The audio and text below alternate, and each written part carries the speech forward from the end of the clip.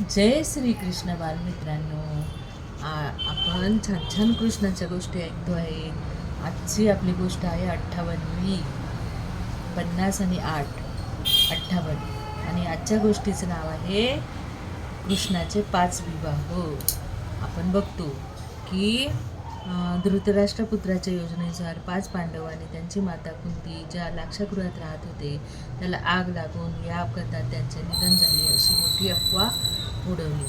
आणि मग बलराम आणि श्रीकृष्ण हे हस्तिनापूरला आले आणि त्यांनी पण खेद व्यक्त केला. भगवंत तर जाणत होते की हे जिवंत आहेत, सुरक्षित आहेत, पण सगळे भेटायला जात होते म्हणून यांनी पण पितामह भीष्मांना, धृतराष्ट्राला, गांधारीला आणि विदुरला सगळ्यांना हे भेटले आणि त्यांनी पण खेद व्यक्त केला. आणि मग त्याच्यानंतर त्यांनी मुकुंद असंही म्हणतात, कारण जो श्रीकृष्णाचा अखंड संपर्कात येतो किंवा भक्तीने प्रेमपूर्वक त्याचं दर्शन करतो तो ताबडतोब भौतिक चिंतातून मुक्त होतो.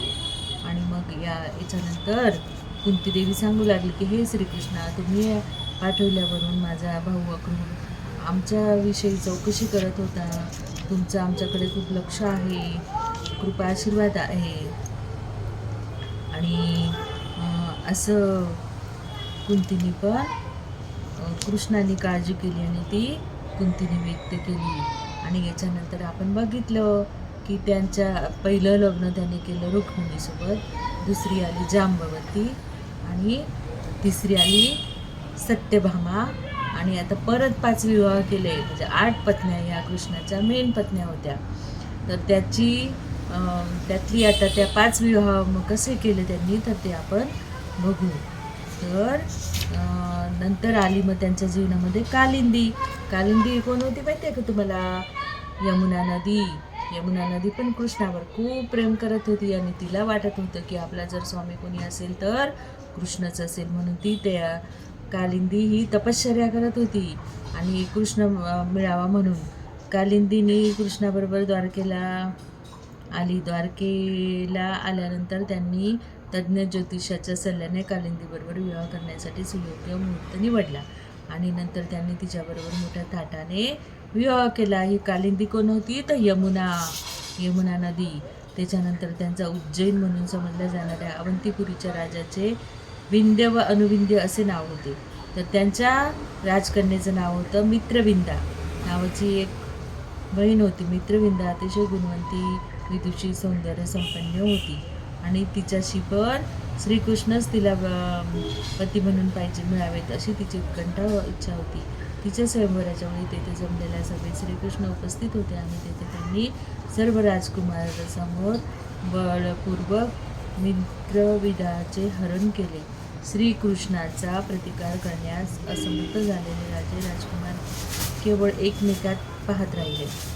म्हणजे ही परत त्यांनी मित्रविदा आणि मग त्याच्यानंतर त्यांनी केलं लग्न सत्याशी. तर राजा नग्नजिताची कन्या होती आणि बलवान व धिप्पाड असे 7 बैल पाडलेले होते आणि या 7 बैलाला एकाच वेळी व्यसन घालणाऱ्या राजपुत्राशी ते त्या सत्याचा विवाह करून देणार होते. पण आतापर्यंत भरपूर राजे आले आणि सगळ्यांनी प्रयत्न केला, पण तो पण कोणीच पुरा करू शकला नाही. पण भगवान श्रीकृष्णाने कौशल राज्यात जाण्याचा विचार केला. अनेक सैनिकांसह राजेशाही थाटात योजनापूर्वक ते त्या राज्याच्या अयोध्या नावाने ओळखल्या जाणाऱ्या भागाकडे गेले आणि त्यांनी तो पण जिंकला. आणि नंतर त्या राजाने पण आपल्या कन्येला सत्याला प्राप्त केले. अशी ही सत्या त्यांची पत्नी झाली. नंतर श्रीकृष्ण समस्त जीवाचे परमात्मा आहे, त्यामुळे नग्नजिताची कन्या सत्या हिचे मनोगत श्रीकृष्णाने ओळखले आणि त्यांचा तो राजाचा पण त्यांनी पूर्ण केला. आणि त्यांनी पण मग खूप धन द्रव्य इतकं पूर्वीच्या काळी मुलीला देत होते की 9,000 हत्ती, 100 पट रथ, म्हणजे 9 लाख रथ घेऊन त्यात भर टाकली. रथाच्या 100 पट किंवा 9 कोटी घोडे आणि घोड्यांच्या 100 पट दास रजवाडे अशा दासदासींचे सर्व सोयीनिशी आपल्या कुटुंबियाप्रमाणे पालन करीत असं एवढं धन त्यांनी दिलं नग्नजित महाराजांनी. आणि आपल्या मुलीला विदाई केली सत्या. आणि त्याच्यानंतर त्यांनी परत श्रुतिकीर्ती, ती त्यांची आत्या होती आणि आत्याच्या मुलीचं नाव होतं भद्रा. हिचं पण त्यांनी पाणीग्रहण केलं, म्हणजेच तिला पण पत्नी म्हणून स्वीकारलं. भद्राशी श्रीकृष्णाशी विवाह करू इच्छित असल्याने तिच्या भावाने तिला कोणती अट न घालता श्रीकृष्णाला अर्पण केले. नंतर श्रीकृष्णाने मद्रास प्रांताच्या राज्याच्या एका मुलीबरोबर विवाह केला. तिचे नाव होते लक्ष्मणा. लक्ष्मणा सर्व गुणसंपन्न होती. श्रीकृष्णाने तिच्याबरोबर बळपूर्वक विवाह केला.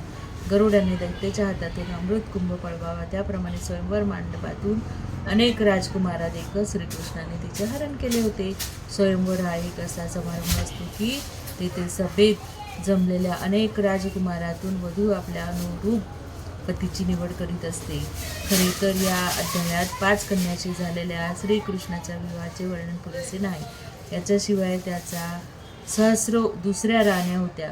भौमासूर नावाच्या एका राक्षसाला ठार मारल्यानंतर त्यांनी त्यांचा स्वीकार केला होता. या हजारो मुलींना भौमासुराने आपल्या राजवाड्यात बंदिस्त करून ठेवले होते. श्रीकृष्णाने त्यांची सुटका केली आणि त्यांच्याबरोबर विवाह केला. असे श्रीकृष्ण भगवान आपल्याला माहिती आहे की त्यांनी त्यांच्या 8 कन्या म्हणजे ह्या खूप महत्त्वाच्या होत्या. आणि त्याच्यानंतर हे 5 विवाह त्यांनी कालिंदी जी यमुना होती, मित्रविंदा, सत्या, लक्ष्मणा आणि भद्रा अशा 5 पत्न्या म्हणजे 8 पत्न्या त्याच्या मेन होत्या आणि त्याच्यानंतर त्या होत्या. अशा श्रीकृष्ण भगवंतांच्या आपण छान छान गोष्टी ऐकतोय. आता पुढची गोष्ट आपण पुढच्या भागात बघू.